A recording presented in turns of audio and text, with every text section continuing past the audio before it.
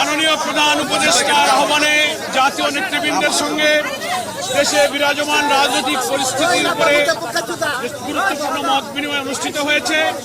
অত্যন্ত সুন্দর সফলভাবে মত বিনিময় শেষে এখন সাংবাদিক বন্ধুদের সামনে, গণমাধ্যমের সামনে সংক্ষিপ্তভাবে আপনাদের সামনে ব্রিফ করছেন বাংলাদেশ জামাত ইসলামীর সম্মানিত আমির ডাক্তার শফিকুর রহমান।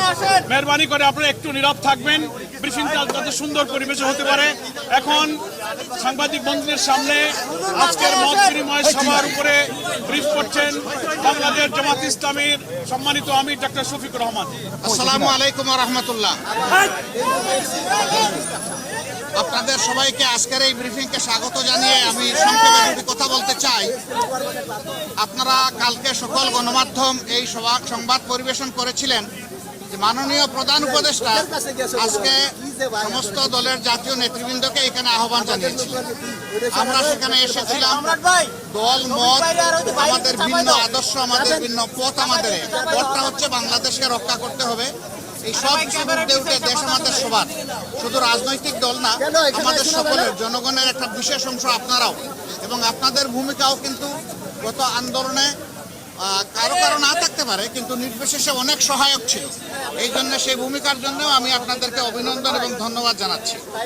আগামীর বাংলাদেশ গঠনে পথে পথে আমরা বিভিন্ন অন্তরায় দেখতে পাচ্ছি, বিশেষ করে পার্শ্ববর্তী দেশ, তারা আমাদের প্রতিবেশী। আমরা তাদের সাথে সৎ প্রতিবেশী সুলভ সম্পর্ক চাই, কিন্তু সাম্প্রতিক কিছু ভূমিকা ছিল অত্যন্ত উস্কানিমূলক, অসহিষ্ণু, অগ্রহণযোগ্য। আপনারা এটা দেখেছেন।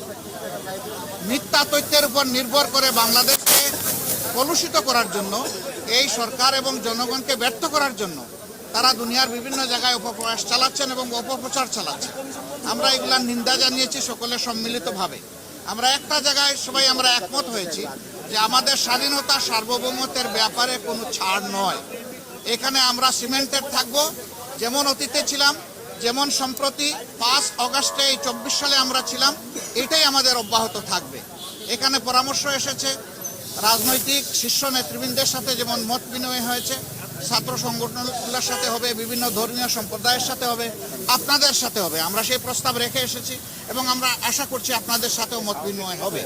এই সমস্ত অংশীজনদের সাথে মত বিনিময়ের পরে একটা জাতীয় ঘোষণা আসবে সরকারের পক্ষ থেকে। আমরা সেই ঘোষণার অপেক্ষায় থাকব এবং এই ক্ষেত্রে আমাদের যার যা প্রয়োজনীয় পরামর্শ আমরা সেটা দিয়ে সরকারকে সহযোগিতা করব। আরেকটি বিষয় আমরা অত্যন্ত ক্লিয়ারলি আমরা জানিয়ে দিয়েছি, এক্সট্রিমিজম বা চরমপন্থা যে দিক থেকেই আসুক আমরা তাকে ঘৃণা করি।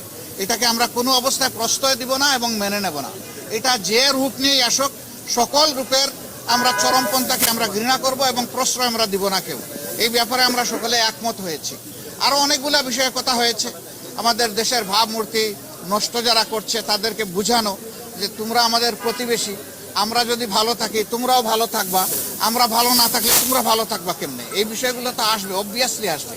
তো সেই বিষয়গুলো নিয়েও আলোচনা হয়েছে। আমরা আশা করছি জাতি ঐক্যবদ্ধভাবে ইনশাআল্লাহ আগামী দিনের সকল চ্যালেঞ্জ মোকাবেলা করে আমরা চূড়ান্ত সফলতার দিকে এগিয়ে যাব। চূড়ান্ত সফলতা অর্জন না হওয়া পর্যন্ত আমাদের ঐক্য অটুট এবং মজবুত থাকবে। চূড়ান্ত সফলতা এসে যাওয়ার পরেও প্রিয় দেশের জন্য আমরা ঐক্যবদ্ধ থাকব। আপনাদের সকলকে ধন্যবাদ। আসসালামু আলাইকুম। নির্বাচন নিয়ে ছোটখাটো কথা হলো, এটা নিয়ে কোনো কনসেনসাস হয় নাই বা ব্যাপকভাবে কোনো আলোচনা হয় না। থ্যাংক ইউ আপনাদের সকলকে। সবাইকে ধন্যবাদ। ভালো থাকুন সবাই। আরো দেখা হবে ইনশাআল্লাহ, আরো কথা হবে।